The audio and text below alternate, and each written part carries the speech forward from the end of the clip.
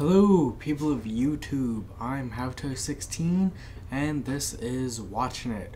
On here, I watch a movie either by myself or with a friend, and then I tell you guys what I thought about it. So the movie this time around was Pandorum. This is a movie from 2009. I guess it's classified as a horror movie.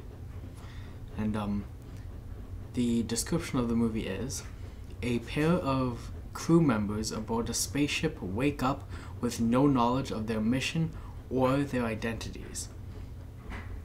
My quick review of this movie was I usually don't do too well with horror. I'm kind of a jumpy person, but I thought this movie was pretty decent for what it was. It had some nice like jump scares, but it wasn't like overly freaky to me or anything, and I enjoyed it.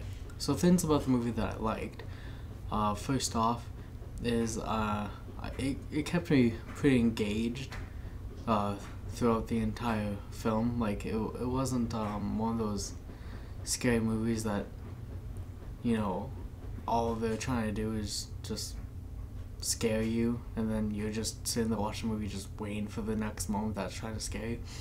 This is a movie that actually like had a somewhat decent story that kept me engaged even when I wasn't like just waiting for the scary stuff to happen.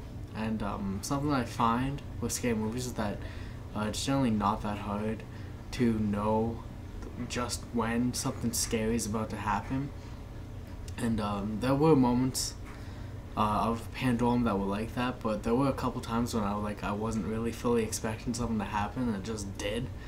And even though I don't do too well with horror movies, when I am watching one, I do actually like those moments when like it's not blatantly obvious that something's going to happen. I also thought the acting was done pretty well in this movie. The main role is Ben Foster, and Dennis Quaid's also in it. I'm probably not pronouncing him, but it's like Cam Gigandit or something like that.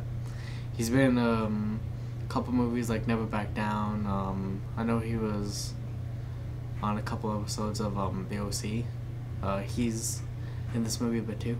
Another person who's in this movie is Norman Reedus, but I'll talk about him in a second. So, things about the movie that irked me. First thing I'm going to say is it's just a personal thing with me, is that there were moments where I was having a little bit of trouble following what was happening in the movie. I'll probably have to watch again later to fully understand what was going on, but I did get a little confused as to what was happening. A second thing is that I felt like some of the shots were a lot darker than they needed to be. Like I couldn't catch any detail. There was good moments where I literally could not see anything on screen, and I'm not sure if that was just because of the screen I was watching it on, or the fact that the course I'm in now kind of says that darkness is not really your friend. Whenever we make films, a lot of people get docked marks because the shots are too dark.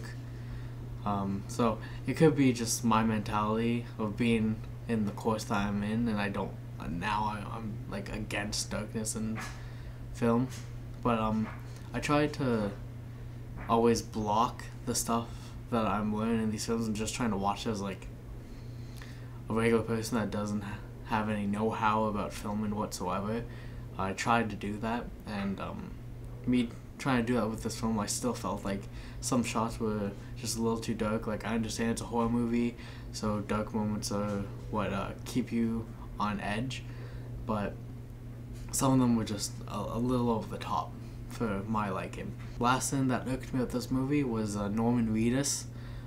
It's not saying that he was bad acting in this, it's the fact that he really is not in it. How can I word this?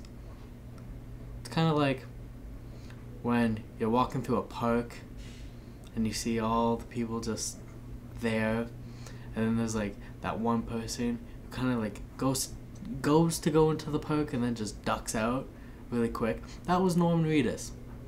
Like, he's in the movie, but he's not really in the movie long enough to be labeled as being in the movie. So it irked me because I personally know him from another movie, and I was excited to like see him, but then he's just gone, like really quick. So it kind of bugged me. On IMDb, this movie has an overall rating of 6.8. I pretty much agree with that overall rating, and I'm going to rate it a 7 because I generally enjoy the movie, but it's not like a favorite or anything, so there's not really much to say about it. Well, that is this episode of Watchin It. Thank you for showing up. I hope to see you again.